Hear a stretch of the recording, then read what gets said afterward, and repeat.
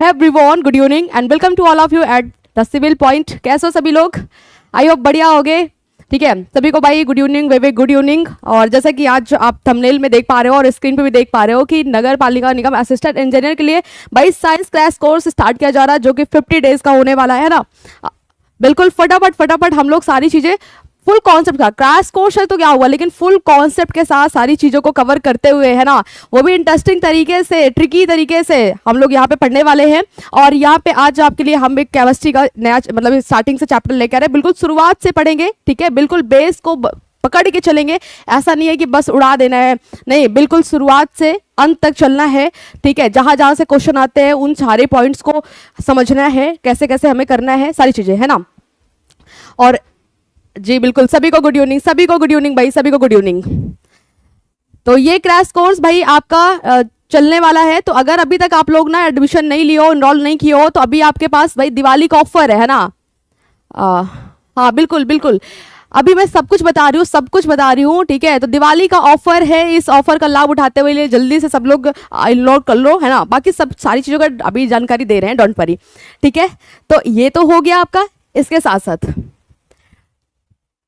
हाँ, ये रही आपकी वैकेंसी, है ना। तो यहाँ पे आप सबने पहले से भी देख रखा है। और आपका ये आवेदन पत्र भरने की प्रारंभ तिथि जो है 29 तारीख 10वां महीना। और ये आपका लास्ट जो होगा, लास्ट है आपका ये 11वां महीना 12 तारीख, है ना। और आपका यहाँ पे चीज़ें कब एग्ज़ाम होना है, कब क्या होना, सारी चीज़ दी गई है। आपका एग्ज़ाम जो है वो 13 तारीख, ठीक है, 13 दिसंबर को एग्ज़ाम होना है। 2 पाली में होना है एग्ज़ाम, ठीक है। ये सारी चीज़ें अभी अभी अभी स्टार्ट नहीं हुआ है ना। अभी रजिस्ट्रेशन जो है आपका 29 तारीख से स्टार्ट हो रहा है और ये 12 तारीख 11वें महीने तक आपका चलेगा। और एग्जाम आपका 13 दिसंबर को होना है। उसी के लिए हम लोग क्रैश कोर्स करने वाले हैं, ठीक है। 50 डेज का टारगेट करने वाले हैं। 50 डेज में हम लोग सब कुछ कवर करेंगे, सब कुछ, ठीक है। आल जितनी भी चीज़ें हैं सब कुछ, वो भी जीरो से, बिल्कुल जीरो शुरुआत करेंगे और बिल्कुल अंत तक पढ़ेंगे सारी चीज़ों को, है ना। चले, तो जिन्होंने पहले से भी क्लासेस देखा होगा उन्हें तो पता है कि कितनी क्लैरिटी आती है क्लास में, है ना, क्या क्या होना है। तो अभी तक बायोलॉजी की क्लास मैंने पहले और भी चीज़ों बैचेस में करा रखा है ना, आपने देखा है। अभी केमिस्ट्री स्टार्ट करने वाले हैं, वो भी बिल्कुल स्टार्टिंग से। इसके साथ साथ मैं आपको बता दूं, ठीक है, ये रहा आपका बैच, है ना, ये बैच रहा।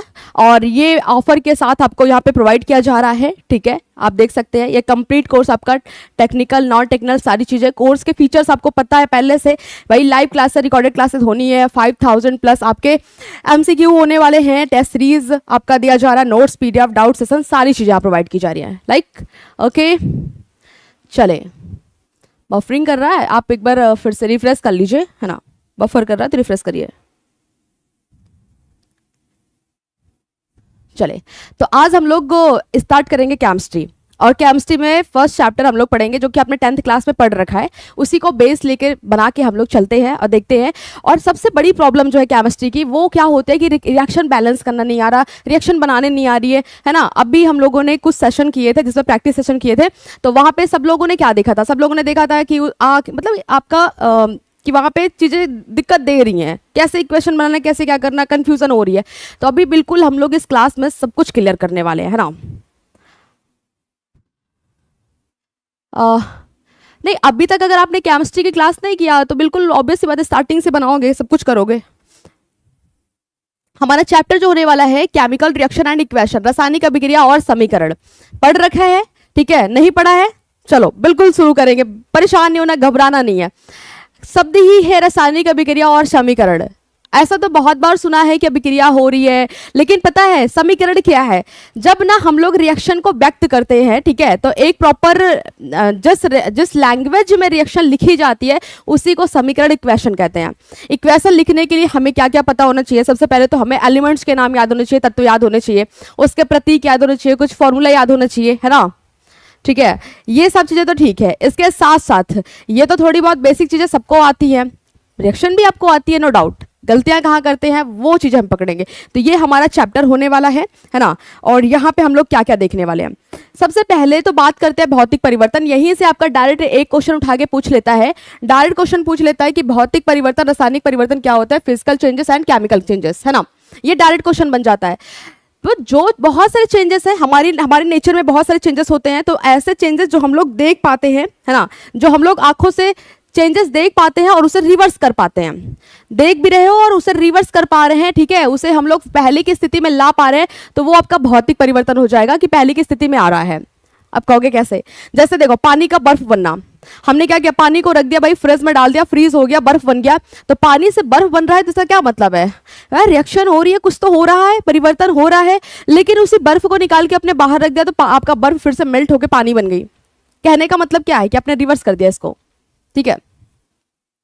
आज बेसिक क्लास है, बेसिक क्लास नहीं बोल सकते, बेसिक टू एडवांस है, बट आपका ये क्लास जो है पहली केमिस्ट्री की पहली क्लास है, क्लास कोर्स का, है ना। तो यहाँ पे हम लोगों ने क्या समझा कि भौतिक परिवर्तन जो होता है, सबसे पहले तो यहाँ पे हमें एक शब्द मिलता है कि रिवर्सिबल होता है। क्या होता है? रिवर्सिबल होता है ना। रिवर्सिबल का मतलब होता है कि जिसे हम लोग चेंज कर सकते हैं, उत्तरक्रमणीय होता है। कैसा होता है? उत्तरक्रमणीय होता है ना। ओके, जैसे मेल्टिंग हो गया, ठीक है, फ्रीजिंग हो गया, बॉइलिंग हो गया, ठीक है, इवापोरेशन देखा आपने, है ना, पूरा आपने एक देख रहा है जल चक्र देखा ना, जल चक्र जिसे क्या कहते हैं? Water cycle.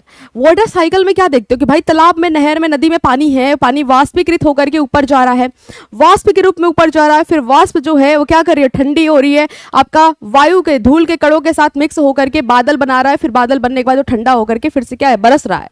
तो कैसे ये आपका संभव है? संभव कैसे है? सीधी सी बात है कि भाई आपका जब गया होगा, ठीक है, तो वाष्प बना, फिर वही पानी मतलब गया, दूसरे रूप में गया, लौट रहा है फिर से दूसरे रूप में, ठीक है। हाँ, इसका सिलेबस सेम है, बिल्कुल सिलेबस का सेम है, सेम बिल्कुल सेम है। हाँ, सिलेबस की टेंशन नहीं लेनी है, ठीक है। तो उत्क्रमणीय है। अब थोड़ा सा एग्जांपल ले लेते हैं, जैसे बर्फ का जमना, है ना, बर्फ जम रही है, ठीक है, बर्फ का पिघलना,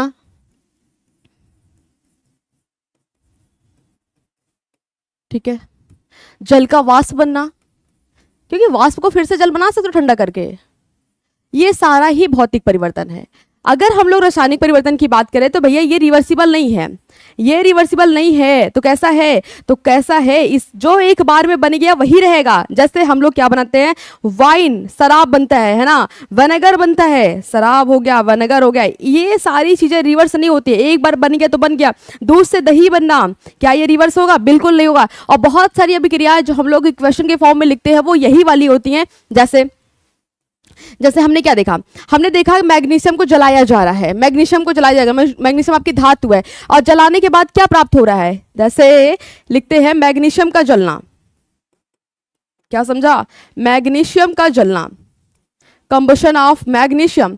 भाई मैग्नीशियम जल रही है, अभी यहाँ पे पता है ऐसी ही रिएक्शन पूछता है तो हम लोग सोचने लगते हैं कि जल रहा है तो क्या करेंगे। जब कभी भी जलने का नाम लेगा तो इसका मतलब है कि वहां पे आसपास वायु है, बिना वायु के आपका जलेगा ही नहीं, सिंपल सी बात है, ठीक है।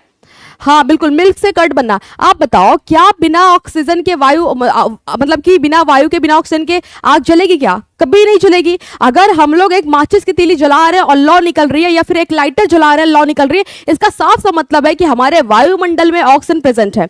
बिना ऑक्सीजन के ये पॉसिबल है ही नहीं, ठीक है। ओके ठीक है, बिना ऑक्सीजन की ये पॉसिबल है ही नहीं। तो ऑक्सीजन के बिना पॉसिबल नहीं है, तो इसका मतलब हमारे वायुमंडल में ऑक्सीजन का होना बहुत जरूरी है। तो यहाँ पे अगर मैग्नीशियम जल रहा होगा तो मैग्नीशियम को क्या लिखते हैं? Mg लिखते हैं। ओके, मैग्नीशियम जल रहा है किसकी उपस्थिति में? वायु की उपस्थिति में। वायु के साथ O2 के साथ जल रहा है तो ऑक्सीडाइज हो जाएगा, ठीक है, और बन जाएगा MgO। बिल्कुल, क्या बन जाएगा? ये मैग्नीशियम ऑक्साइड MgO बन जाएगा। बैलेंस कर लेते हैं। अभी देखो यहाँ ही समस्या आती है बैलेंसिंग में। ये तो हमने बैलेंस कर लिया, लेकिन हम आपको भी सिखा के जाएंगे, है ना, आपको भी सिखा के जाएंगे। अगर नहीं आता तो यहीं पे सीख जाना है सब कुछ।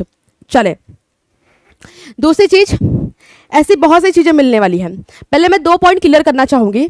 एक तो यहाँ पे कुछ लोगों को डाउट होगा कि मैम Mg को आपने ऐसे बिना किसी नंबर के लिखा है और यहाँ पे आपने O को 2 के साथ ऐड कर दिया है, ऐसा कैसे पॉसिबल होता है? तो देखिएगा, हमारे पास ना इसको अलग से कॉपी पेन लेके बैठिएगा, ठीक है, ऐसे नहीं, बिना कॉपी पेन के नहीं बैठना है। चले, मैं आपको बता दूं, आप जानते हो कि तत्व जो होते हैं ना, कुछ आपके धातु होते हैं, कुछ अधातु होते हैं, ये बात तो जानते हो। तो हमारे पास ना जितनी धातुएं हैं, जितनी भी मेटल हैं, है ना, चाहे वो कोई सी भी हो, जितनी भी धातुएं हैं ये सारी की सारी कैसी होती हैं आप बताओगे? मोनो एटॉमिक होती हैं। कैसी होती हैं? Mono atomic. मोनो एटॉमिक का मतलब क्या होगा? मोनो का मतलब होता है सिंगल, मोनो मतलब एक, सिंगल, और एटॉमिक का मतलब होता है परमाणु। ठीक है, तो एटम का मतलब परमाणु, तो यहां से आएगा कि एकल परमाणु होते हैं, मतलब कि इनमें परमाणुकता जो होती है, एटम के जो नंबर होते हैं वो सिंगल होते हैं। तो जितनी भी हमारी मेटल है वो ये रटना है आपको, ये रट लेना है। तो जितनी भी मेटल है वो कैसी हैं? एकल परमाणुक हैं, यानी कि मोनो एटॉमिक है, इनमें एटम की संख्या जो है सिंगल है। ठीक है, एकल एटॉमिक है। राइट, अब कहोगे मैम कैसे? जैसे धातु ले लो भाई, आपने पीरियोडिक टेबल पढ़ रखा है ना? पीरियोडिक टेबल में आपने देखा है कि एस ब्लॉक है आपका, पीरियोडिक टेबल में एस ब्लॉक है साइड में। एस ब्लॉक में दो कॉलम है, फर्स्ट ए वर्ग और आपका सेकंड ए वर्ग, तो वो दोनों में ही पूरी की पूरी मेटल है। ग्रुप डी देखा है, ग्रुप डी पूरा का पूरा मेटल है। ग्रुप एफ देखा, पूरा का पूरा मेटल है। नॉन मेटल केवल और केवल कहाँ मिलेंगे? एफ पी ब्लॉक में मिलेंगे। पी ब्लॉक में नॉन मेटल मिलेंगे कि पूरे के पूरे नहीं है, पूरे के पूरे नहीं है, बिल्कुल इसमें सिंगल एटम है। राइट, अब यहाँ पे अगर मैं बात करूँ ना तो कौन कौन सी आएंगी? जैसे आप ले लो पूरा, सोडियम हो गया, मैग्नीशियम है, एल्यूमिनियम है, सिलिकॉन है, ठीक है, पोटेशियम है, बेरिलियम है, हो गया, सिलिकॉन है, ऐसे बहुत सारी जितनी भी मेटल है सारी की सारी मोनोएटॉमिक है। कभी भी रिएक्शन में Na2 नहीं लिखेंगे, सिर्फ Na लिखेंगे। सिर्फ क्या लिखेंगे? Na लिखेंगे, Na2 नहीं लिखा जाएगा। ध्यान दीजिएगा इस बात का, रिएक्शन करेंगे तो मजा आएगा इसको अप्लाई करने में। इसके बाद हम लोग बात करते हैं जितने भी हमारी नॉन मेटल हैं, है ना। बात कर लेते हैं नॉन मेटल की, जैसे क्या कहते हैं? अधातुएं। ठीक है, अधातुएं जो होती है ना, इनके इलेक्ट्रॉन थोड़े से टाइटली बाइंड होते हैं। इनके इलेक्ट्रॉन टाइटली बाइंड होते हैं, इसी वजह से इसमें ना तो विद्युत अच्छे से पहुंचती है, ना तो इसमें क्या होता है करंट विद्युत यानी कि हीट और आपका उष्मा कुछ भी अच्छे से नहीं पहुंचेगा, और ये कुछ अलग हो जाते हैं। और जिसके इलेक्ट्रॉन लूजली बाइंड होते हैं, लूजली बंधे होते हैं, उसमें आराम से हीट भी जाती है, करंट भी जाता है। इसीलिए धातुएं जो होती है विद्युत और उष्मा की कुछ अलग होती है, कंडक्टर होती हैं, लेकिन ये कंडक्टर नहीं है क्योंकि इसके इलेक्ट्रॉन टाइटली बाइंड है। राइट, अभी देखो नॉन मेटल है, नॉन मेटल सारे के सारे कैसे होते हैं? ये कई प्रकार के हो सकते हैं। नॉन मेटल कई तरीके के हो सकते हैं। जैसे यहाँ पे लगभग सारे नॉन मेटल जो है डाई एटॉमिक हैं। कैसे हैं? डाई एटॉमिक हैं, यानी द्विपरमाणुक हैं।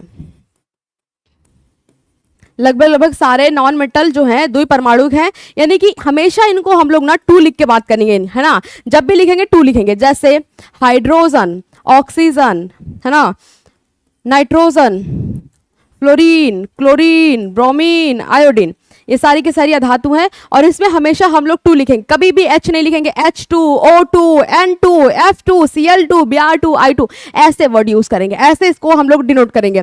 इसके बाद आता है ट्राई एटॉमिक। ठीक है, इसके बाद आपका ट्राई एटॉमिक आएगा। 3 किस्में होते हैं, 3 किस्में होते हैं। अब आप लोग कमेंट करोगे, आप लोग फटाफट कमेंट करो ट्राई एटॉमिक एलिमेंट कौन सा है। ठीक है, ट्राई एटॉमिक यानी कि त्रिपरमाणुक। 3 परमाणु वाला एटॉमिक कौन सा है? कौन सा एटॉम है आपका 3 परमाणु वाला? ये बताएंगे। चले, ये आप लोग बताओगे। इसके बाद आपका आएगा टेट्रा एटॉमिक। टेट्रा एटॉमिक यानी कि चतुष्परमाणुक।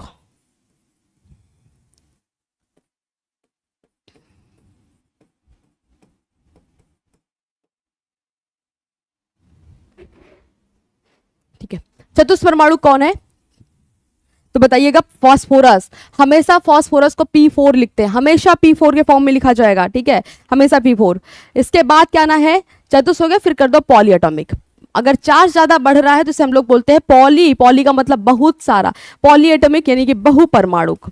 कॉपी पेन लेके बैठेगा, लिखते चलिएगा। ठीक है, तभी रिएक्शन बनाने का मजा आना है। ये आपका क्या हो जाएगा? बहुपरमाणुक हो जाएगा। और इसे जैसे कि सल्फर ले लो, है ना, क्या ले लो? सल्फर। सल्फर पे कितने लगे होते हैं? 8 मॉलिक्यूल लगे होते हैं, 8 परमाणु लगे होते हैं, अणु लगे होते हैं। ठीक है, अब ये ट्राई एटॉमिक आया आंसर। ट्राई एटॉमिक किसी ने नहीं बताया, है ना, ट्राई एटॉमिक बताया नहीं आप लोगों ने, ये तो गलत बात है। ट्राई एटॉमिक में चलो कोई बात नहीं, मैं बता देती हूँ। ओजोन नाम सुना है? Ozone, O3। क्या है ये? ओजोन है, जो कि हमारी समताप मंडल में प्रेजेंट है। और ये क्या करता है? सूर्य से आने वाली हानिकारक किरणों यूवी रेस से हमारी प्रोटेक्शन करता है। ठीक है, हमें प्रोटेक्ट करता है। क्लियर है इतनी बात? तो ये लिखने से फायदा होने वाला है कि इसको हम लोग इस फॉर्म में लिखेंगे। यहाँ पे आप 2 ऐड करके लिखेगा, जैसे H2 लिखेंगे, है ना, H2 हो गया, O2 हो गया, N2 हो गया, F2, Cl2, Br2, I2, इस फॉर्म में। इतनी बात क्लियर है सभी को? बताएंगे एक बार, क्लियर है तो थम्स अप दीजिएगा, क्लियर है तो एक थम्स अप दीजिएगा, तब फिर आगे बढ़ते हैं। चले जल्दी से।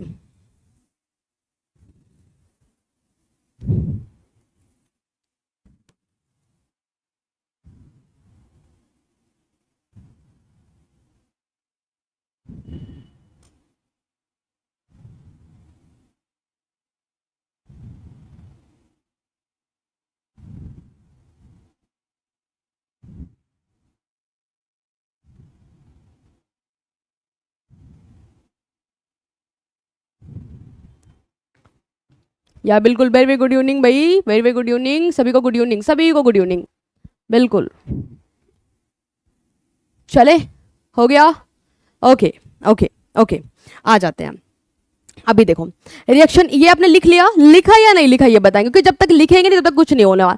सुनना देखना अलग चीज़ है, लिखने से अच्छा रिवीजन होता है, ऐसा लगता है कि हाँ हम लोग कर रहे हैं, चल रहा है। और हाँ, किसी चीज़ में जब तक मेहनत ना करो तब तक वो बेकार है, वो बर्बाद है, वो ऐसे फर्जी है आपका टाइम देना। तो इसीलिए लिखते रहोगे तो लगेगा हमने मेहनत किया है, आप दोबारा उसको पढ़ोगे भी, है ना। चले, अभी हम लोग क्या बात करते हैं। हाँ, यहाँ पे देख सकते हैं कि अगर रासायनिक अभिक्रिया हो रही है ना, अगर रासायनिक अभिक्रिया हो रही है तो कैसे पहचानेंगे। तो उसमें पहचानने के लिए आपको दिया गया है कि भाई चेंज इन स्टेट, अवस्था में परिवर्तन हो जाएगा, ठीक है। अवस्था बदल जाती है, कभी आपका द्रव से गैस बन जा रहा है, गैस से आपका द्रव बन जा रहा है, पूरी अवस्था ही सॉलिड, लिक्विड, गैस, एक्वास जितने भी होते हैं, ऐसे ऐसा कुछ ना कुछ आपका चेंज हो जाएगा, है ना। ठीक है, चले। इसके बाद चेंज इन कलर, रंग में भी परिवर्तन होगा। आपने देखा है सीरे से शराब बनाई जाती है, शराब का रंग अलग होता है, सीरे का रंग अलग होता है। क्या लिखा है, इवोल्यूशन ऑफ गैस, गैस का उत्सर्जन होगा, ठीक है। यहां पे लिख सकते हो कि गैस रिलीज होगी, ठीक है। चेंज इन टेम्परेचर, तापमान भी बदलेगा। आपने एक बात देखा है कि देखो जब दूध से दही बनता है ना, तो आप थोड़ा सा जहाँ पे दही रखा है बनने के लिए, वहां पे थोड़ी सी गर्मी गर्मी हो जाती है, जब बर्तन छोगे थोड़ा सा गर्म लगेगा दही का बर्तन, है ना। फिर फॉर्मेशन ऑफ प्रेसिपिटेट, और छेप बन जाता है। और छेप का मतलब होता है कि कभी कभी क्या होता है ना कि जितना जो कुछ बनना है कुछ तली में यानी सरफेस के में नीचे कुछ आपका बच जाता है, वही आपका प्रेसिपिटेट होता है। और छेप होता है यानी तली में कुछ ना कुछ आपका इकट्ठा हो जाता है। तो ये सब क्या थे, रासायनिक अभिक्रिया की विशेषताएं हो कि ये सारे काम आपको देखने को मिलेंगे, ये सारे चेंजेस मिलेंगे रासायनिक अभिक्रिया हो रही है तो। बहुत सिंपल सी बात है। देखो एक आपको ना क्रियाकलाप यहाँ पे दे रखा है कि भाई पूछ भी लेता है ना, पूछ भी लेता है कि यहाँ पे वायु में जलाने से पहले मैग्नीशियम रिबन को साफ क्यों किया जाता है। इसका क्या रीजन है। मैग्नीशियम है धातु, क्या है, मैग्नीशियम धातु है ना, धातु है। और धातुएं ऐसे खुली अवस्था में जब पड़ी होती है ना तो ऑक्सीडाइज हो जाती हैं।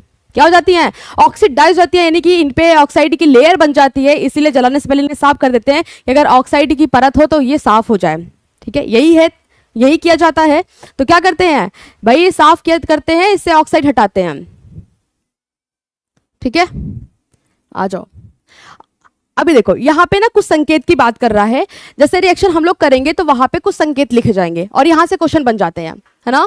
यहाँ से क्वेश्चन बन जाते हैं, कैसे कैसे संकेत लिखते हैं। अगर रिएक्शन में कहीं सॉलिड की बात कर रहा है, ठीक है, सॉलिड बोले तो ठोस, सॉलिड की बात कर रहा है तो स्मॉल एस लिखेंगे। लिक्विड बोल रहा है तो स्मॉल एल लिखेंगे, ठीक है। वहीं गैस की बात करेगा तो स्मॉल जी लिख देंगे, ओके। और हाँ, यहाँ पे हम लोग जब भी रिएक्शन करेंगे तो एरो लगा के करेंगे, ठीक है। यहाँ पे हम लोग एरो लगाएंगे और जो एरो यूज भी करेंगे तो वो आपका ये देखो ऐसे डायरेक्शन में जाएगा। तो जब भी कभी उत्प्रेरक हो गया, ताप हो गया, दाब हो गया, ऐसी कुछ चीजें हैं तो वो तो या तो एरो के ऊपर जाएंगी या तो नीचे जाएंगी। क्या समझे, अगर कभी प्रेशर लग रहा है, कभी दाब लगाया जा रहा है तो एरो के ऊपर व्यक्त करेंगे, ठीक है। कभी टेम्परेचर है तब भी एरो के ऊपर या नीचे होगा, अलग अलग ही कर लेते हैं।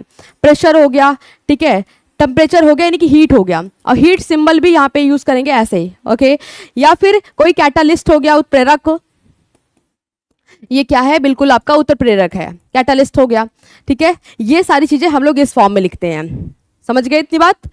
इसके बाद देखते हैं, जब भी कभी कोई गैस निकलेगी ना, अगर गैस का उत्सर्जन हो रहा है, अगर गैस निकल रही है तो वहां पे हम लोग एरो को ऊपर कर देंगे जब कोई गैस बाहर निकल रही है। और कोई अगर प्रेसिपिटेट बन रहा है ना तो इसे नीचे कर देंगे, ठीक है। अगर कोई प्रेसिपिटेट बन रहा है तो इसे हम लोग एरो को नीचे कर देंगे कि तली में कुछ ना कुछ आपका बैठ रहा है कि नहीं, ठीक है।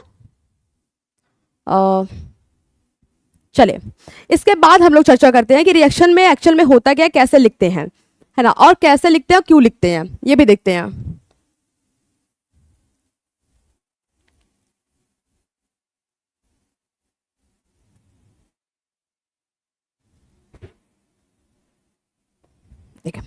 सबसे पहली बात तो बात करते हैं कि अभी हम लोग पढ़ेंगे सबसे पहले बैलेंसिंग। बैलेंसिंग सीखते हैं जो कि बहुत इंपॉर्टेंट है। बैलेंसिंग सीखते हैं फिर आगे बढ़ते हैं।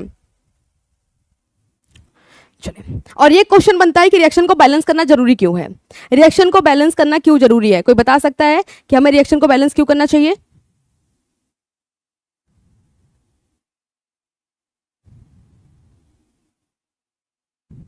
चले, हमें रिएक्शन को संतुलित क्यों करना चाहिए, बैलेंस क्यों करना चाहिए, ये आप बताओगे और हम लोग रिएक्शन बनाना सीखते हैं। जैसे मान के चलिए आपको कुछ कह रहा है कि कुछ चीजें मिलाते हैं तो कुछ बन रहा है, यही होता है रिएक्शन में। यहां पे हम लोग क्या करते हैं, सबसे पहले लेते हैं रॉ मटेरियल जिसे हम लोग अभिकारक बोलते हैं। क्या बोलते हैं? अभिकारक, यानी कि रिएक्टेंट बोलते हैं। ठीक है, तो जब कुछ भी हम रॉ लेते हैं तो उसे रिएक्टेंट बोलते हैं, अभिकारक या अभिकर्मक वर्ड यूज करते हैं। और जब इन अभिकारकों में रिएक्शन के बाद कुछ बनता है ना, कुछ बनता है, तो इसे हम लोग क्या कहते हैं? प्रोडक्ट कहते हैं, उत्पाद कहते हैं। क्या बोलते हैं? उत्पाद कहते हैं, यानी कि प्रोडक्ट कहते हैं। समझ गए बात को? ठीक है, तो ये लिखने का तरीका हो गया कि ये एरो का जो मुख है ना, ये बताता है कि अगर ये आपका इस साइड शो कर रहा है तो इसका मतलब है ये कोई प्रोडक्ट बन रहा है, और जो इधर यूज करते हैं ये रॉ मटेरियल होता है, यानी कि यहाँ पे चीजें मिलाई जा रही हैं, यूज की जा रही हैं।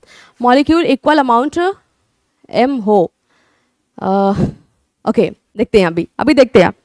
चले, बड़ा बड़ा कुछ भी लिखने की जरूरत नहीं है, हम लोग शॉर्ट में सीखेंगे और बढ़िया सीखेंगे। जितना ज्यादा आप नोट्स को भर के रखोगे ना, जितना ज्यादा नोट्स को बड़ा बड़ा लिख के रखोगे, उतना ही कम बार आप पढ़ पाओगे। और आपकी नोट्स अगर सिनॉप्सिस होगी, भाई आप सिनॉप्सिस बेस्ड नोट्स रखोगे तो उस नोट्स को आप बार बार पढ़ोगे। पोथी पत्रा कोई नहीं पढ़ता, ऐसे बस अलमारी में रखी जाती है ना। तो बिल्कुल आप बिल्कुल लाइन टू लाइन लिखो, चीजें कम लिखो लेकिन सब कुछ लिखो, तो वो नोट्स आप बार बार पढ़ सकोगे, और वही नोट्स का मतलब है बनाने का, है कि नहीं। तो यहाँ पे सीधा सामने बोला कि अभिकारक लिया और क्या बना दिया? उत्पाद बना दिया। अब मैं आपको बता दूं, दोनों साइड के जितने भी मॉलिक्यूल्स हैं, जितने भी परमाणु होंगे, जितना भी इनका भार होगा, बराबर होना चाहिए। अगर बराबर नहीं हुआ तो रिएक्शन बैलेंस नहीं होगी, और बैलेंस नहीं होगी तो क्या होगा? सुनिएगा, द्रव्यमान संरक्षण का नियम आपने पढ़ा होगा, ठीक है, मास कंजर्वेशन लॉ पढ़ा होगा। मास कंजर्वेशन लॉ क्या कहता है कि भाई किसी भी रिएक्शन में ना तो नया एटम बनता है और ना तो पुराने एटम जो है नष्ट होते हैं। सिंपल सी बात है।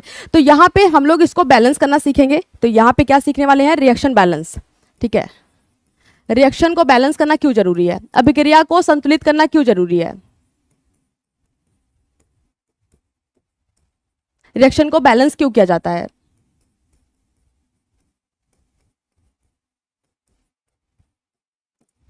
तो चले, इसका आंसर इसको मार्क करके रखिएगा, क्वेश्चन यहां से पूछता है। तो बताइएगा कि भाई द्रव्यमान संरक्षण का जो नियम है वो कहता है कि रिएक्शन को बैलेंस करना जरूरी है, क्योंकि ना तो नया एटम बनेगा ना तो पुराने एटम नष्ट होंगे, बल्कि उनका जो रूप है वो परिवर्तित होता है ना। तो यहां पे क्या लिखेंगे? अकॉर्डिंग टू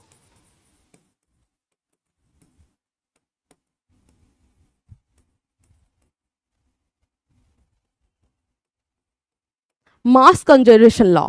ठीक है, according to mass conservation law, भाई रिएक्शन में, ठीक है, रिएक्शन में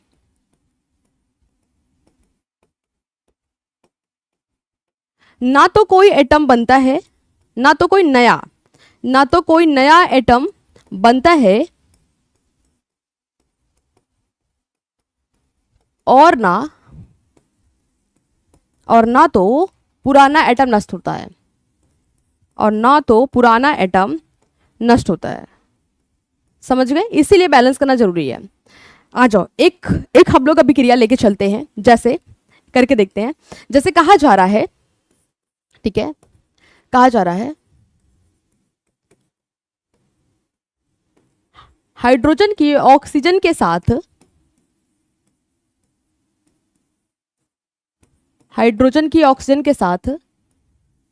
रिएक्शन होने पर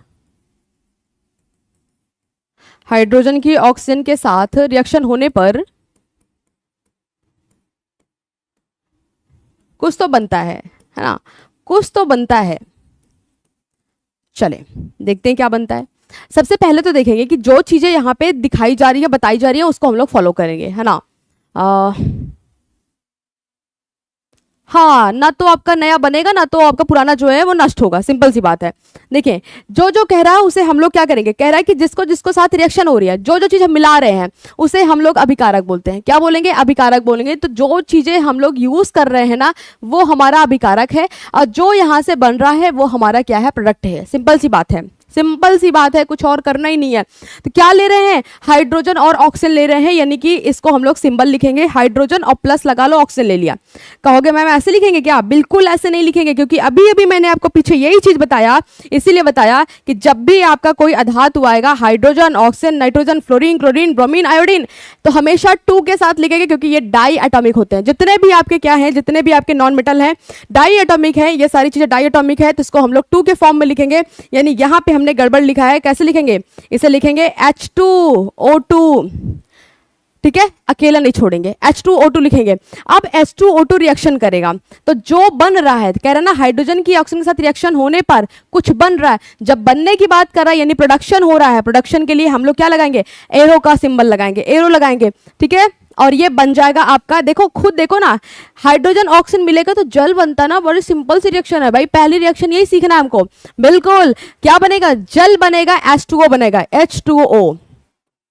चलिए, तो इसका मतलब है यहाँ पे क्या फिल होना चाहिए, जल होना चाहिए। बहुत सिंपल सा लेके चल रहे हैं ताकि आपको रिएक्शन यहाँ से इतने बढ़िया से सिखा दें कि कभी किसी भी रिएक्शन में गलतियां ना करो, है ना। इस वजह से बहुत सिंपल सा लेके चल रहे हैं। कहोगे मैम ये तो एग्जाम में पूछेगा नहीं, ये नहीं पूछेगा, लेकिन इसका जो बड़ा भाई है ना उसके बारे में पूछ लेगा, तो ठीक है, तो इसलिए इसको पढ़ना जरूरी है। ये नहीं पढ़ोगे तो फिर गड़बड़ कर देगा।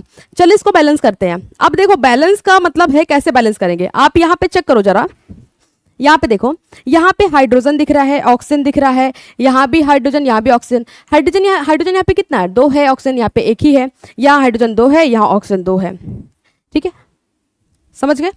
तो इसका मतलब है कि गड़बड़ है, बैलेंस नहीं है। बैलेंस करने के लिए मैं आपको तरीका बता दूं। सबसे पहले हमें ढूंढना है धातु, क्या ढूंढना है, मेटल ढूंढना है। मेटल नहीं है तो नॉन मेटल ढूंढो, नॉन मेटल नहीं है तो हाइड्रोजन, हाइड्रोजन नहीं है तो ऑक्सीजन। तो अगर ऐसा ऐसा, सॉरी ऑक्सीजन फिर हाइड्रोजन, ऐसा ऐसा ढूंढते जाएंगे तो यहाँ तो कहीं दूर दूर तक मेटल है ही नहीं है, कोई मेटल नहीं है, कोई धातु नहीं है, नॉन मेटल भी है। अब नॉन मेटल भी दोनों ही नॉन मेटल है, हाइड्रोजन ऑक्सीजन दोनों ही। तो यहाँ पे सबसे पहले ऑक्सीजन को टारगेट करेंगे। यहाँ पे आप देखो जो ज्यादा है उसको टारगेट करो। यहाँ पे ऑक्सीजन 2 है, यहाँ पे ऑक्सीजन 1 ही है। जहाँ पे 2 है इसको 2 करने के लिए कभी भी यहाँ 2 मत चिपका देना, वरना बन जाएगा, ये देखो पूरा बदल गया, H2O2 बन गया, हाइड्रोजन पराक्साइड।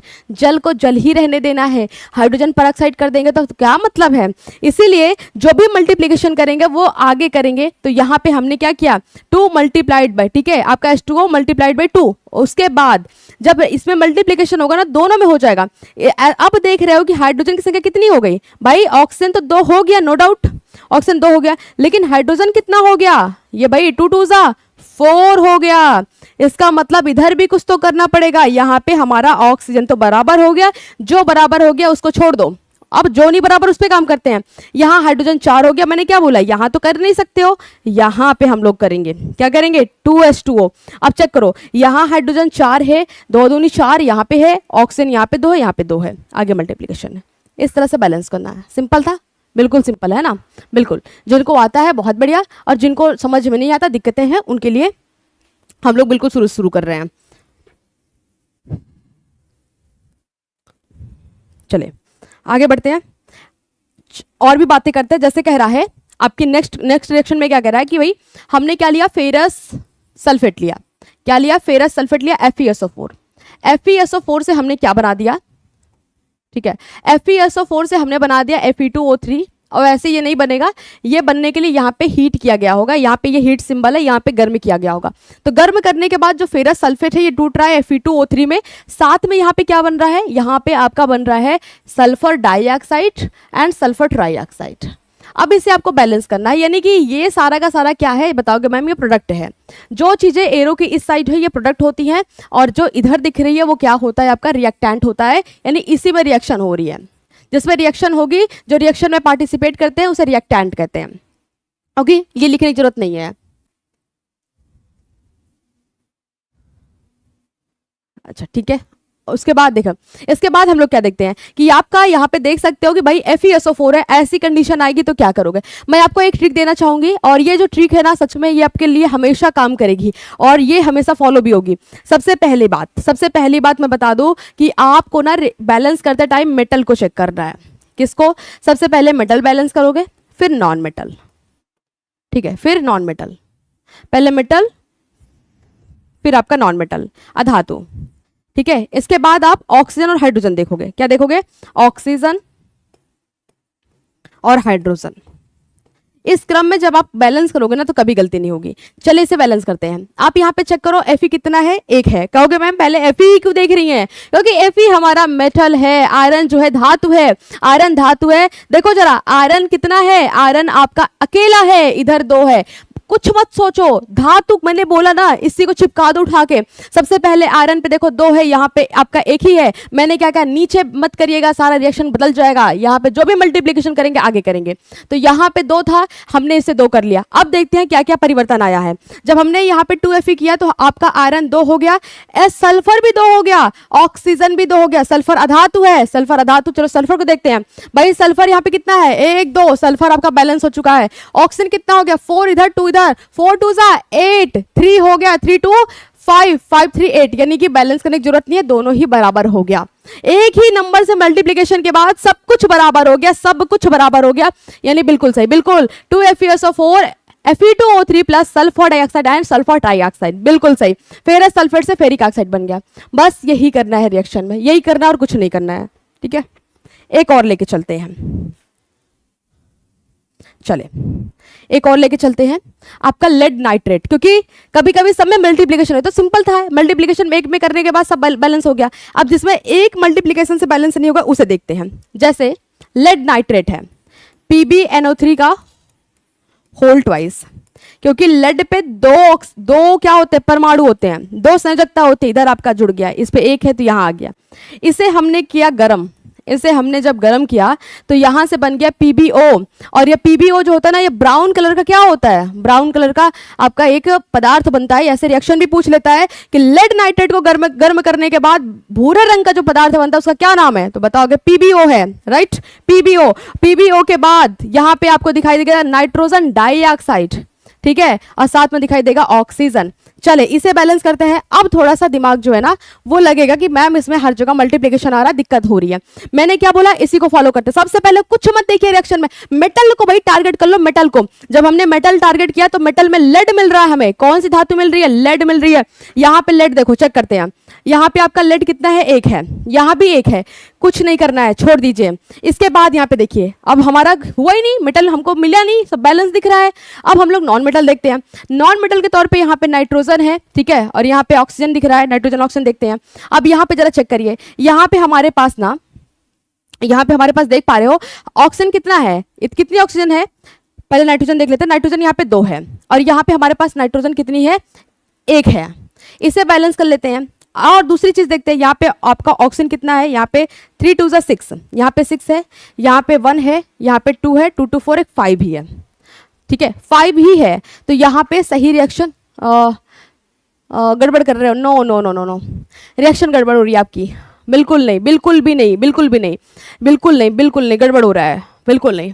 अगर यहाँ पे ना हम लोग क्या कर दें, 2PbNO3 कर दें तो लेड हमारा भी कितना हो गया? लेड हमारा कितना हो गया? यहाँ पे 2 हो गया, यहाँ पे आपका सिंगल है, यहाँ पे सिंगल है। अभी नाइट्रोजन कितना हो गया? आगे 2 हो गया, इधर 2 हो गया, तो 2 2 4 हो गया, तो नाइट्रोजन आपका 4 हो गया। बाकी चीजें बाद में देखते हैं ना, पहले तो जो दिख रहा है साफ साफ उसे बैलेंस करते हैं। पहले तो जो हमारे सामने है उसे बैलेंस कर लेते हैं ना, जो पीछे है उसको तो भी छोड़िए ना।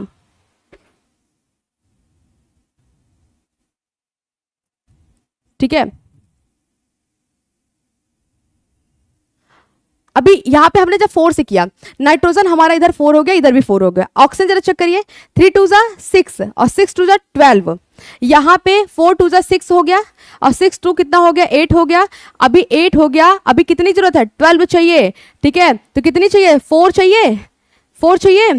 तो 4 करने के लिए क्या करेंगे? यहाँ पे हम लोग अगर 2 से कर दें, यहाँ पे क्योंकि अभी हमारा लेड नहीं बैलेंस ना, लेड तो इधर आपका 2 हो गया, लेड बैलेंस कर लेते हैं। तो लेड हमारा 2 हो गया, तो यहाँ पे 2 और ऐड करो तो 10 हो गया, ठीक है, और 10 हो गया तो यहाँ पे 2 से कर दो, 12 हो गया। अभी हो गया? बिल्कुल बिल्कुल बिल्कुल। एक सेकेंड, O2 में किया, PbO कर दिया, 4Na2 कर दिया, तो कितना हो गया आपका?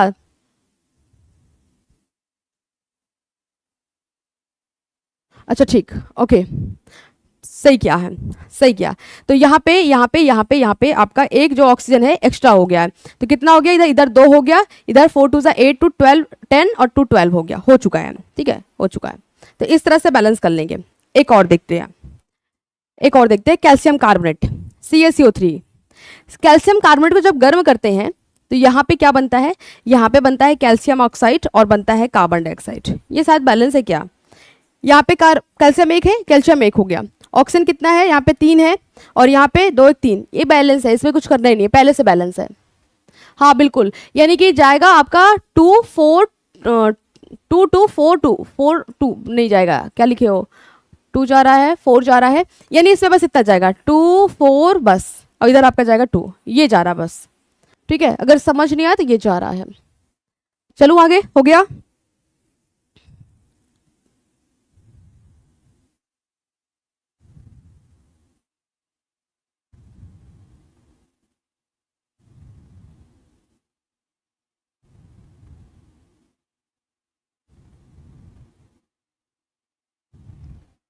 ओके, तो ये था, कुछ तरीका था। कुछ नहीं समझ में आ रहा, इसको देखिएगा, रिएक्टेंट और प्रोडक्ट को कर लीजिएगा बराबर।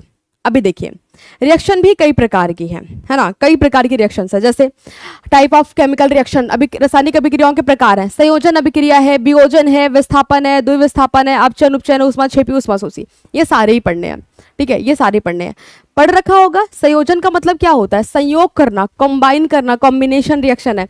अब कहोगे मैम कैसे याद रहेगा, कैसे होगा ना, बहुत सिंपल है, आ जाओ एक एक चीजों को हम लोग पढ़ना स्टार्ट करते हैं। सबसे पहले हमें कॉम्बिनेशन रिएक्शन दिया है। कॉम्बिनेशन का मतलब होता है जोड़, संयोग करना, जोड़ना, जोड़ जोड़ के एक बना देना है। अब क्या जोड़ के एक बनाना है, यही तो सबसे बड़ी बात है। वेट, यहाँ पे हम लोगों ने एक शब्द पढ़ा, मैं इसकी परिभाषा नहीं लिखूंगी, लेकिन फिर भी आपको हम पूरा समझा के छोड़ेंगे। परिभाषा लिखना ही नहीं, आपको ही नहीं लिखना, परिभाषा लिख के ना कोई पढ़ाई नहीं करता है, पढ़ाई नहीं होती है। तो देखो, रिएक्शन में क्या है? 2 चीजें हैं, क्या क्या है? एक तो मैम रिएक्टेंट है, बिल्कुल, जिससे पूरी रिएक्शन होनी है, यानी अभिकारक। तो एक तो हमारा रिएक्टेंट हो गया, और दूसरा हो गया रिएक्टेंट से बनने वाला प्रोडक्ट। क्या हो गया? रिएक्टेंट से बनने वाला प्रोडक्ट हो गया, उत्पाद हो गया। इन्हीं 2 चीजों से सारा काम हो रहा है कि हमने कुछ लिया, मिलाया, और मिला के हमारा प्रोडक्ट तैयार हो गया। अब संयोजन है तो इसका क्या मतलब होता है? संयोजन का मतलब होता है कि हमने ना, जैसे खिचड़ी बनानी है आपको, है ना, खिचड़ी बनानी है, आप खिचड़ी बनाने जा रहे हो। अब खिचड़ी बनाने के लिए क्या कर रहे हो? कॉम्बिनेशन बना रहे हो। आपने थोड़ी सी दाल लिया, ठीक है, थोड़े से सब्जियां लिया, चावल लिया, सब कुछ मिला करके आपने खिचड़ी बना दिया, ठीक है, खिचड़ी बना दिया। तो कहने का मतलब आपने कॉम्बिनेशन किया और आखिरी में खिचड़ी बना दिया, लेकिन उसमें सब कुछ था, ठीक है, सब कुछ था, मिलाया, बहुत कुछ बनाया आपने खिचड़ी। तो बिल्कुल ऐसे ही आपका ये खिचड़ी होती है कि रिएक्टेंट हमने लिया बहुत सारे, यानी कि मल्टीपल रिएक्टेंट लिया है। क्या लिया? मल्टीपल रिएक्टेंट लिया है, कई सारे, 2 या 2 से अधिक, 2 एंड मोर देन 2, यानी 2 से ज्यादा, तो मल्टीपल रिएक्टेंट लिया, ढेर सारे रिएक्टेंट लिया।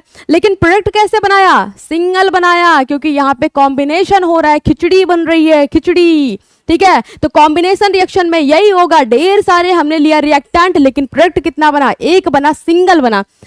अब कहोगे मैम कैसे? हमें देखना है, जानना है, बिल्कुल भाई देखते हैं ना, जैसे जैसे जैसे, ठीक है, एग्जाम्पल के थ्रू करते हैं, है ना, एग्जाम्पल्स लेते हैं, ठीक है। अभी आपको मैंने जल वाला पढ़ाया था। ऐसे देखो, कार्बन ना ऑक्सीजन के साथ रिएक्शन करेगा जब, तो बनेगा कार्बन डाइऑक्साइड। क्या देख पा रहे हो?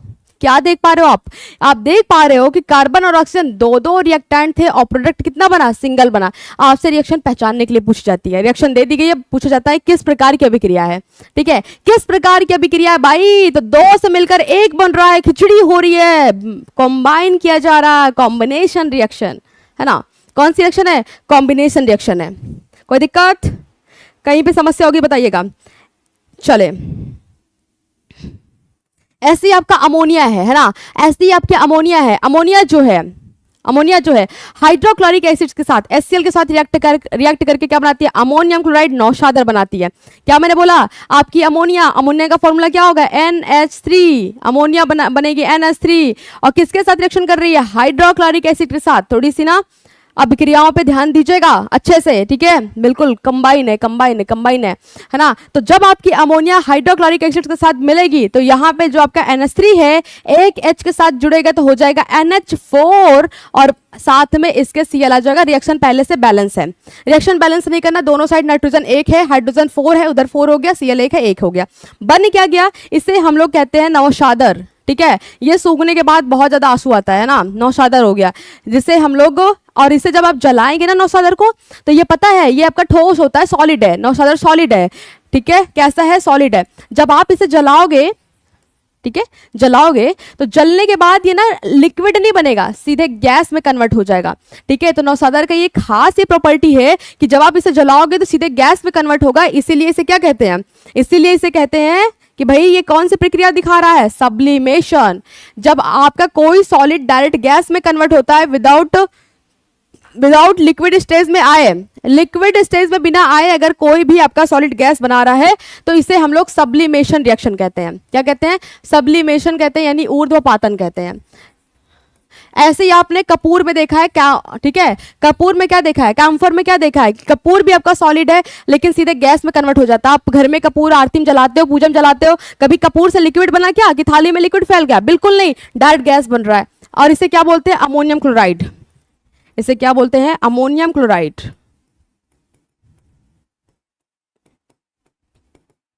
चले और रिएक्शन देखते हैं।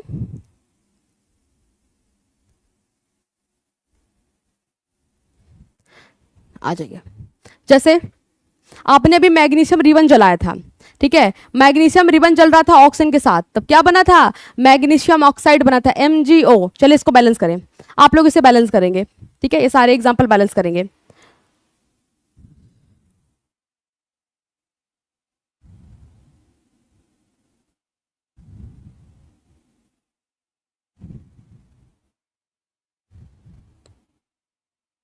इसे बैलेंस करेंगे।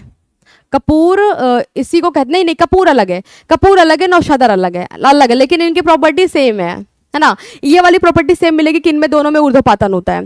ठीक है, अच्छा इसमें आ जाइए, एक और करते हैं।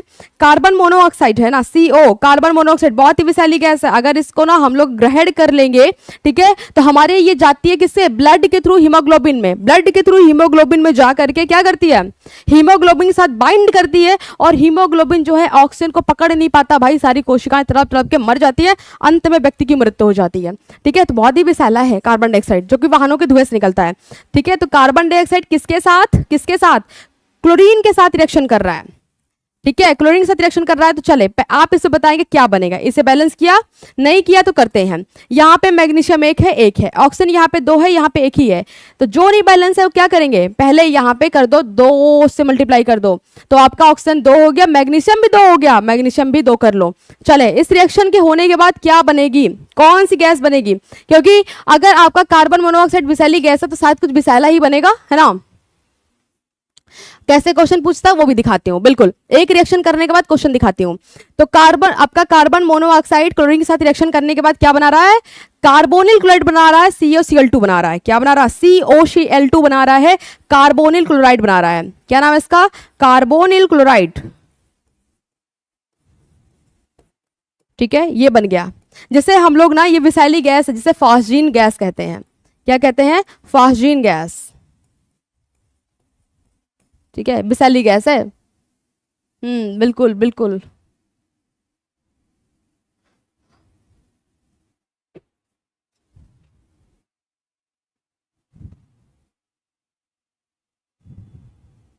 हो गया, चलो आगे आ जाइए। ये थी कॉम्बिनेशन रिएक्शन। सारी रिएक्शन में क्या देख रहे हो भाई, दो दो मिल रहे हैं, दो से ज्यादा भी मिल सकते हैं, ये देख रहे हो आपका दो दो मिल करके हम बार बार ये सिंगल ही बना पा रहे हैं, सिंगल बना रहे हैं, इसीलिए इसे हमने क्या कहा, इसे हमने कॉम्बिनेशन रिएक्शन कहा।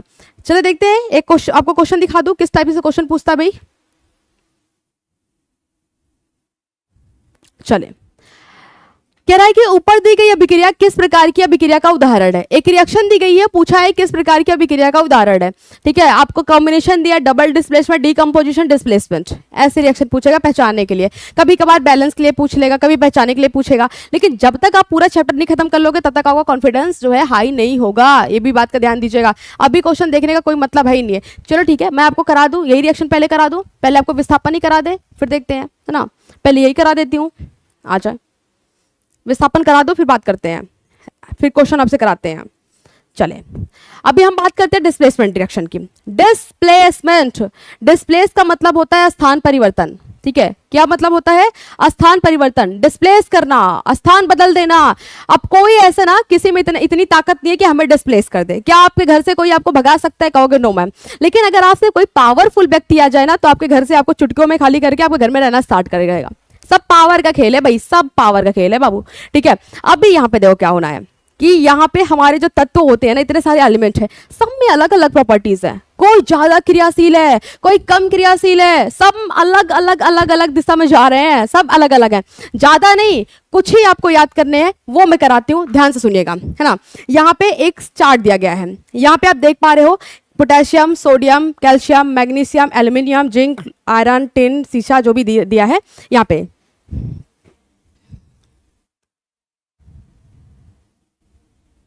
ठीक है, ये दिया गया है। मैं आपको अलग से करा देती हूं। यहाँ पे क्या दिया गया है?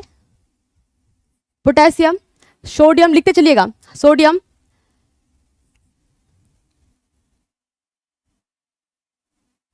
कैल्शियम, मैग्नीशियम, एल्यूमिनियम, सिलिकॉन, एक सेकेंड, सिलिकॉन नहीं आएगा, जिंक, आयरन, लेड, हाइड्रोजन,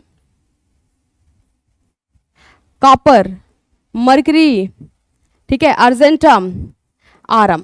ये आपको याद करना है। इसका क्या मतलब है?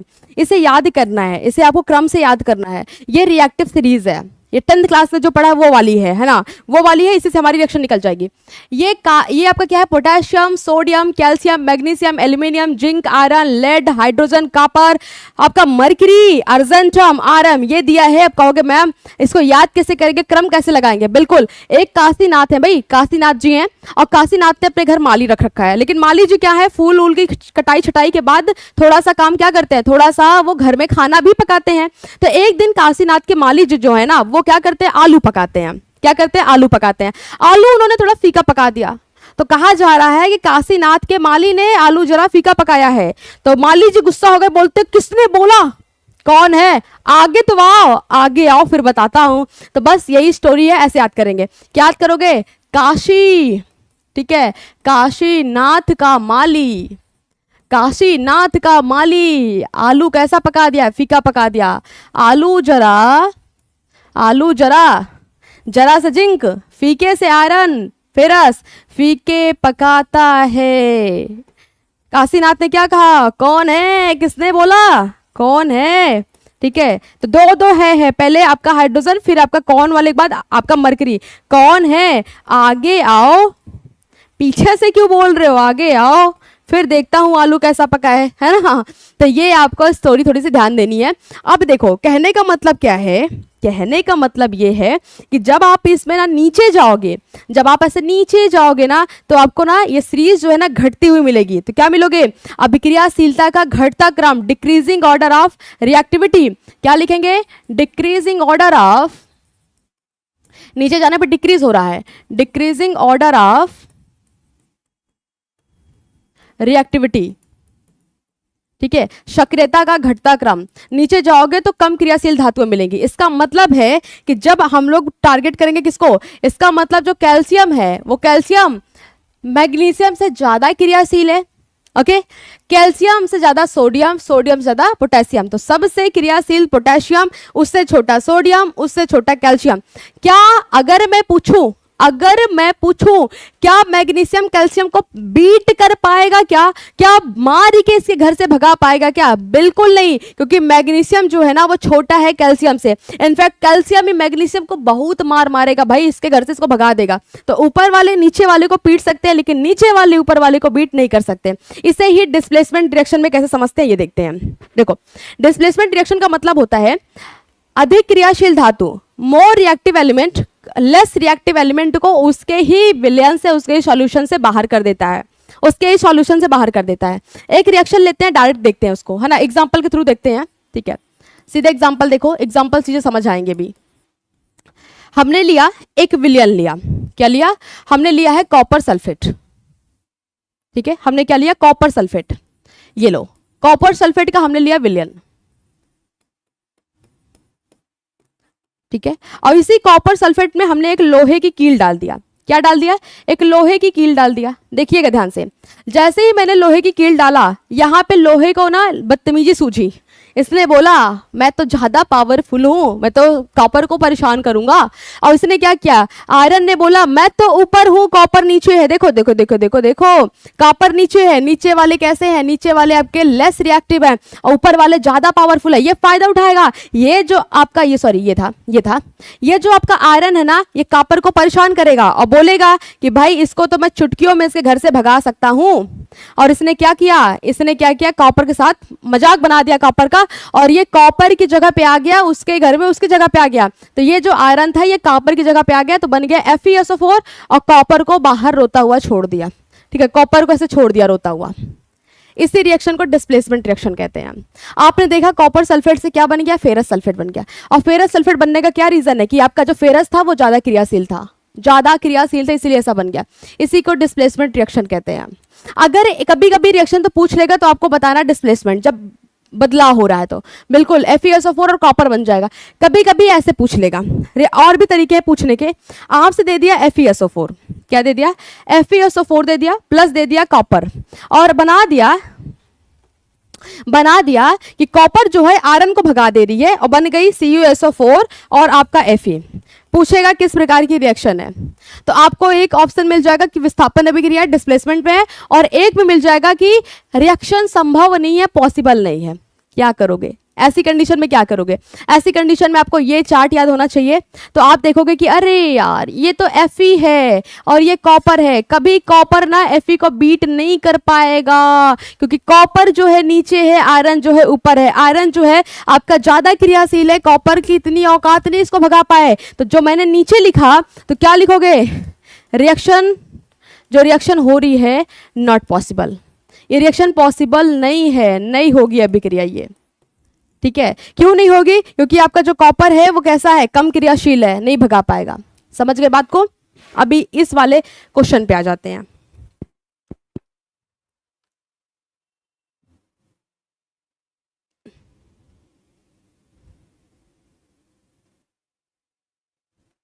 चलें, इस प्रश्न को देखिए क्या कह रहा है। ऊपर दी गई अभिक्रिया किस प्रकार की अभिक्रिया है?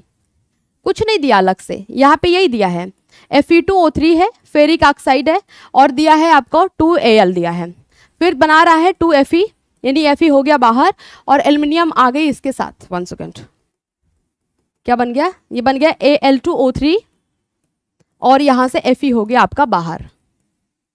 चले, किस प्रकार की रिएक्शन है ये बताना है, रिएक्शन किस प्रकार की है। क्योंकि देखो अभी अभी आपने पढ़ा, हमने भी पढ़ा, आपने भी पढ़ा, हमने पढ़ा काशीनाथ का कौन माली क्या पका रहा है, आलू जरा फीके पकाता है, आलू जरा फीके पकाता है। काशीनाथ क्या बोलते हैं, कौन है, आगे तो आओ, आगे आके बोलो, ये है। अब इसको चेक करो एल्युमिनियम और आयरन दो लोग को चेक करो। यहाँ पे हमारा एल्युमिनियम है, यहाँ पे हमारा आयरन है। ये बताइए नीचे कौन है, नीचे आयरन है। आयरन नीचे, तो इसका मतलब एल्युमिनियम जो है इसको बीट कर सकता है, ऊपर वाला ज्यादा क्रियाशील है, इसका मतलब बीट कर सकता है, नो डाउट बीट कर सकता है। एल्युमिनियम ने क्या किया, इस आयरन को पीट दिया और पीट के बाहर कर दिया और इसके घर में खुद घुस के आ गई, आपका एल्युमिनियम सेट हो गई, यानी Al2O3। ठीक है, Al2O3 आके सेट हो गई, आयरन को कर दिया बाहर, आयरन को कर दिया बाहर, है ना। ठीक है, ये तो वही वाली कहानी हो गई भाई, यही वाली कहानी हो गई कि लोगों को जो आज के टाइम पे ब्रेकअप हो रहा है, वो ब्रेकअप का रीजन यही है। ठीक है, ये ब्रेकअप का रीजन बन रहा है। पहले आपका देखो ना, FeO3 प्यार से रह रहे थे साथ में, है ना, FeO3 प्यार से रह रहे थे, बीच में एल्युमिनियम आ गई, एल्युमिनियम कबाब में हड्डी बन गई। एल्युमिनियम ने देखा आयरन जो है, आयरन को कर दो बाहर, सॉरी ठीक है। हाँ, आयरन को कर दो बाहर। आयरन जो थी इसकी कौन थी भाई, इसकी घरवाली थी, इसकी जो भी लगती है, ठीक है, इसकी थी। और एल्युमिनियम यहाँ पे आ गई और यहाँ पे आयरन को बाहर कर दिया। आयरन जाके बाहर बेचारी रो रही है, ठीक है, और यहाँ पे आराम से एल्युमिनियम जो है ऑक्सीजन के साथ सेट हो गई। सिंपल सी बात है, इसे ही कहते हैं विस्थापन अभिक्रिया। और आज के समय में यही विस्थापन जो है यही सबके ब्रेकअप का कारण बन गया भाई, यही कारण बन गया है, ये विस्थापन ही है जो कारण बन गया है। ठीक है, तो जो लड़कियां ज्यादा पावरफुल होती हैं, ठीक है, ज्यादा ही उनके पास चीजें सही होती हैं, तो वो क्या कर देती हैं, वो भाई दूसरे के घर को बिगाड़ देती हैं, है ना, दूसरे के घर को बिगाड़ देती हैं। वो तो आप डिसाइड करोगे ना कि क्या आपके लिए जरूरी है, ब्रेकअप जरूरी है कि क्या जरूरी है ना। ब्रेकअप नहीं, मेकअप जरूरी है ना, अपने लिए सेल्फ मेकअप बहुत जरूरी है। तो मेकअप पे ध्यान दीजिए, ब्रेकअप पे नहीं। आप अपने लिए करोगे तो वो आपके काम आएगा। एक काम है यार, इन सब चीजों का काम में लगा रहता है ना। समझ गए, तो ऐसे रिएक्शन पूछेगा। आ जाए, एक एक क्वेश्चन और देखते हैं।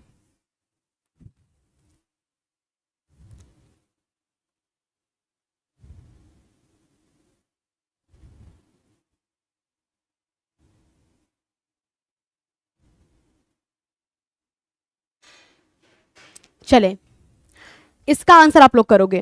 कह रहा है कि बेरियम क्लोराइड के विलयन को सोडियम सल्फेट के साथ मिलाने पर क्या होगा। ये रिएक्शन करोगे, बैलेंस करोगे और आंसर लेके आओगे। यहाँ पे बेरियम क्लोराइड दिया है BaCl2, क्या दिया है BaCl2, किसके साथ रिएक्शन हो रही है, सोडियम सल्फेट के साथ, Na2SO4 के साथ हो रही है। किसके साथ, Na2SO4 के साथ हो रही है। तो अब इसमें आप बनाओ क्या बनेगा और क्या होगा इसमें। ठीक है, चलो इसको आप लेके आओ,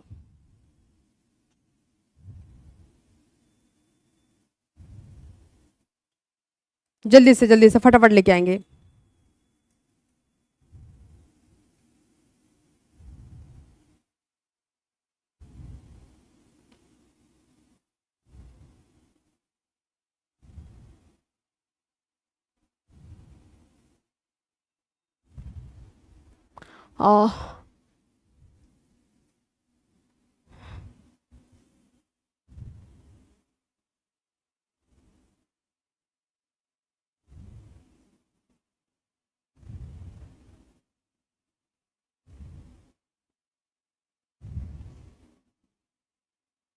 चले चले चले, इसका फटाफट आंसर करेंगे। डी आ रहा है, हरा और छेप लगा रहे हो।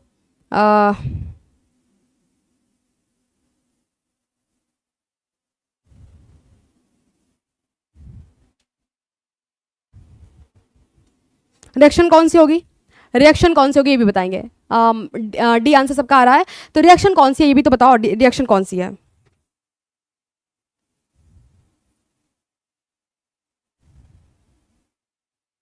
रिएक्शन कौन सी है, आप अगर पूछा जाए अभिक्रिया कौन सी है ये भी तो बताओ।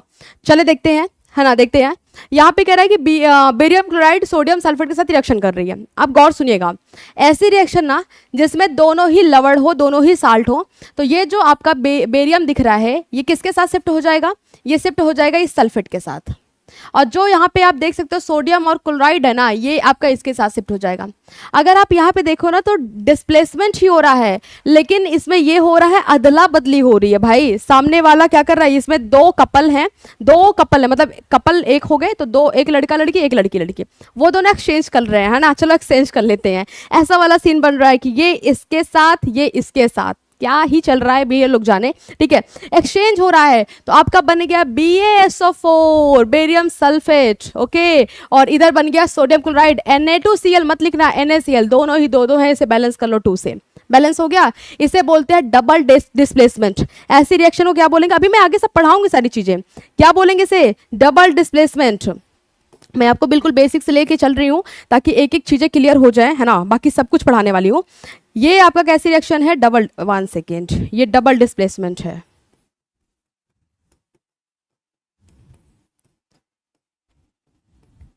ठीक है, डबल डिस्प्लेसमेंट, इसमें कोई रोएगा नहीं, इसमें सब खुश हैं, इसमें कोई नहीं रोएगा, इसमें सब खुश हैं। इसमें आयंस का क्या हो रहा है, इस एक्सचेंज हो रहा है, यानी कि एक्सचेंज ऑफ आयंस, यहाँ पे आयंस का एक्सचेंज हो रहा है। ठीक है, और हाँ क्या बनेगा, तो ये जो बेरियम सल्फेट है ना, ये बेरियम सल्फेट का सफेद और छिप बनेगा, क्या बनेगा, वाइट प्रेसिपिटेट बनेगा, वाइट प्रेसिपिटेट बनेगा। ध्यान दीजिएगा, क्योंकि आपके सिलेबस में है, तो इस पॉइंट पे ध्यान दीजिएगा कि बेरियम सल्फेट का सफेद अवक्षेप बनेगा, हरा नहीं बनेगा। सी जाओगे, सी के साथ जाओगे, सफेद अवक्षेप बनेगा। ओके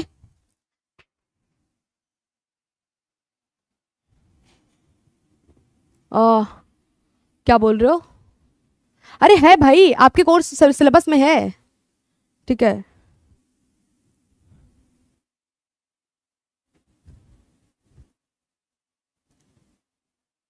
चलो आगे, हो गया? क्या पूछ रहे हो भाई, क्या क्वेश्चन है आपका? आ जाओ, चले नेक्स्ट क्वेश्चन देखते हैं। Just 1 second.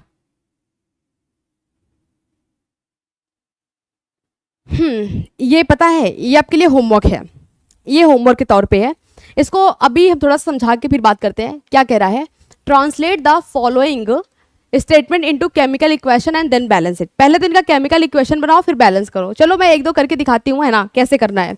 इसको करना कैसे है, आपको जैसे फर्स्ट वाला दे रखा है, तो क्या दे रहा है कि रहा है हाइड्रोजन गैस कंबाइन विथ, किसके साथ कंबाइन हो रहा है? Hydrogen gas combine with nitrogen to form ammonia. कह रहा है कि हाइड्रोजन जो है नाइट्रोजन के साथ अमोनिया बना रहा है, यानी कि जो जो कंबाइन कर रहा है उसे हम लोग एरो के पहले लिखेंगे।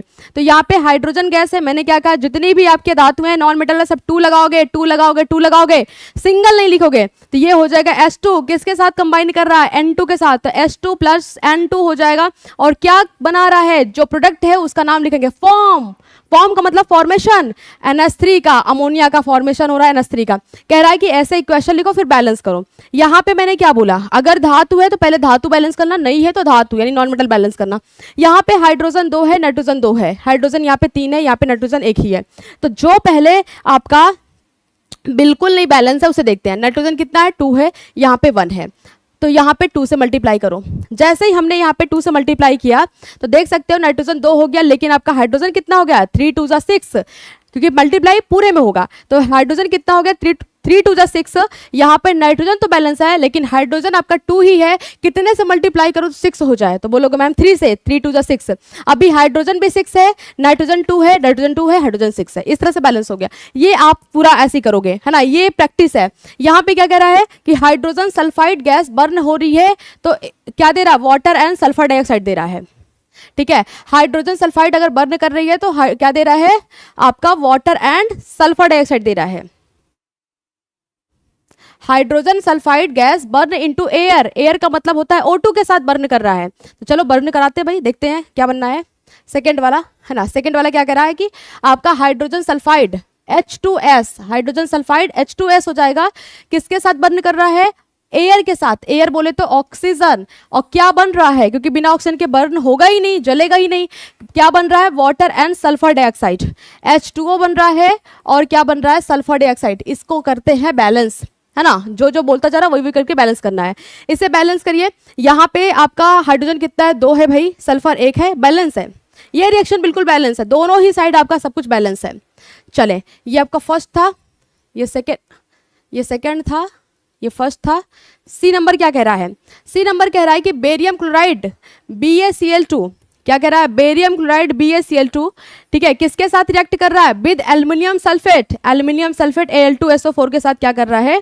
Al2SO4 के साथ कर रहा है आपका रिएक्ट। Al2SO4 का होल थ्राइस होगा यहाँ पे।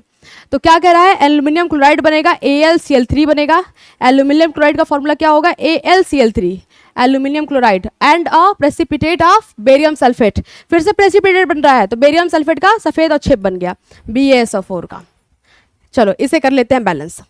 सबसे पहले मैंने कहा ना, सबसे पहले मेटल चेक करेंगे। ऐसी रिएक्शन में सबसे पहले मेटल देखिए, यहाँ पे मेटल के नाम पे बेरियम भी है और एल्युमिनियम भी है। यहाँ पे देखो दोनों साइड बेरियम आपका 1 1 है, तो बैलेंस करने की क्या जरूरत है, इसको छोड़ो। अभी एल्युमिनियम चेक करिए, यहाँ पे एल्युमिनियम कितनी बार है? 2 बार है, यहाँ पे 1 ही है। यहाँ पे 2 से एल्युमिनियम करेंगे, तो जब आपने एल्युमिनियम में किया तो एल्युमिनियम 2 हो गया, यहाँ भी, लेकिन आपका क्लोराइड कितना हो गया? 3 2 6, 6 हो गया। तो 6 करने के लिए यहाँ पे क्या करेंगे? यहाँ पे 2 है, यहाँ पे 2 है, तो यहाँ हम लोग 3 से कर देंगे, तो 3 2 6, यहाँ पे 6 क्लोरीन हो गया, वहां भी यहाँ भी क्लियर इतनी बात। आपका बेरियम कितना था, बेरियम यहाँ पे 3 हो गया है, यहाँ पे 1 ही है, अब 3 से कर दो बेरियम। जब बेरियम हमने 3 से किया तो सल्फर भी 3 हो गया, और सल्फर ऑलरेडी यहाँ पे 3 है। अगर यहाँ पे हमने किया तो आपका ऑक्सीजन 4 3 12 12 हो गया, और 4 3 12, यहाँ भी बैलेंस हो गया, रिएक्शन बिल्कुल बैलेंस है। तो कहने का मतलब पहले नॉन मेटल फिर नॉन मेटल, पहले मेटल पे कर दो अटैक, जैसे मेटल पे अटैक करोगे सब कुछ बैलेंस होता चला जाएगा। ओके चलें अगला देखते हैं, डी नंबर देखते हैं क्या कह रहा है। Potassium metal react with water, potassium metal किसके साथ रिएक्ट कर रहा है, वाटर के साथ, के रिएक्शन कर रहा है वाटर के साथ, और बन रहा है पोटेशियम हाइड्रोक्साइड यानी कि KOH, पोटेशियम हाइड्रोक्साइड KOH बन रहा है, साथ में हाइड्रोजन गैस बन रही है H2। चले इसे बैलेंस कर लीजिए, बैलेंस है क्या, यहाँ पे हाइड्रोजन पोटेशियम 1 है, यहाँ पे ऑक्सीजन 1 है, यहाँ पे ये हाइड्रोजन 3 है। क्या करेंगे यहाँ पे पोटेशियम चलो 2 करके देखते हैं, यहाँ पे हमने 2 कर दिया तो ऑक्सीजन कितना हो गया, 2 हो गया, और ये 4 हो गया। चले बैलेंस है क्या, बैलेंस हो गया, ये इजिली बैलेंस हो गया, 2 2 2 3 बार आपका 2 आएगा। चले इस तरह से बैलेंसिंग सीखनी है ना, इस तरह से आपको बैलेंस करना है। ऐसे ही क्वेश्चन पूछ लेता है, ये तो बैलेंस करने का पूछ लेगा, तो पहचानने का पूछ लेगा, सिंपल सी बात है ना। चले इसका आप लोग स्क्रीनशॉट लोगे और इसका पूरा ये करके लाओगे, ये आप करके रखोगे, ये प्रैक्टिस करोगे। Balance the following chemical equation, ये केमिकल इक्वेशन है, इसे बैलेंस करना है। आपका नाइट्रिक एसिड है, कैल्शियम हाइड्रोक्साइड के साथ रिएक्शन कर रहा है, कैल्शियम नाइट्रेट बन रहा है, जल बन रहा है। ऐसे ही सोडियम हाइड्रोक्साइड सल्फ्यूरिक एसिड के साथ रिएक्शन करके सोडियम सल्फेट बना रहा है, जल बना रहा है। सोडियम क्लोराइड हो गया, ये आपका सिल्वर नाइट्रेट के साथ रिएक्शन करके क्या बना रहा है, सिल्वर क्लोराइड और आपका sodium nitrate. Barium chloride H2SO4 sulphuric acid के साथ BaSO4 और आपका HCl बना रहा है। ये आप करके लाओगे, ये आपका होमवर्क है, ठीक है, ये आपका होमवर्क है, ये करके ले आओगे। और इसके आगे का कल हम लोग कंटिन्यू करेंगे, है ना, जो भी रिएक्शन बच रही कल वो हम लोग देखेंगे, और जितनी भी चीज़ें हैं वो क्लियर करके ही आगे बढ़ेंगे। आई होप आपको चीज़ें समझ आई होंगी, बहुत ही बेसिक सी चीज़ें थी, बहुत ही बेसिक था, है ना, और बेसिक था लेकिन आपका प्रश्न यहीं से बनना है, डायरेक्ट क्वेश्चन बनना है। पूरा हमने चैप्टर में बहुत सी चीज़ें कवर किया, तो एक बार आप इसको रिवाइज करिएगा, देखिएगा अगर नहीं आती चीज़ें तो, और कल ये हम लोग खत्म करेंगे। ओके कल ये हम लोग कंटिन्यू करेंगे। आपको मैं रिमाइंड करा दूँ, ठीक है, रिमाइंड कराओ दो भाई, हम लोग क्या कर रहे हैं MPSB के लिए हम लोग साइंस क्रैश कोर्स, ठीक है, साइंस का क्रैश कोर्स स्टार्ट करें जो कि 50 डेज चलने वाला है। इसमें हम लोग बिल्कुल जीरो से एडवांस सब कुछ कवर करने वाले हैं। तो भाई अभी तक अगर आप नहीं आए हो फटाफट ज्वाइन करोगे, है ना, फटाफट से आप ज्वाइन करोगे। ओके इसके साथ साथ आपका जो बैच चल रहा है ना, ये जो बैच है ये डिस्काउंट के साथ आपको प्रोवाइड किया जा रहा है, दिवाली डिस्काउंट के साथ, ठीक है। तो फटाफट इसका लाभ उठाओ भाई, ये बार बार डिस्काउंट, बार बार दिवाली नहीं आएगी, बार बार ऑफर नहीं आएगा। तो जो भी अभी तक नहीं किए हैं, ठीक है, या फिर जिन्होंने कर लिया तो अच्छी बात है, नहीं किया है तो फटाफट इसका लाभ ले लो। चलो भाई, धन्यवाद, टेक केयर, बाय बाय, मिलते हैं कल। ओके।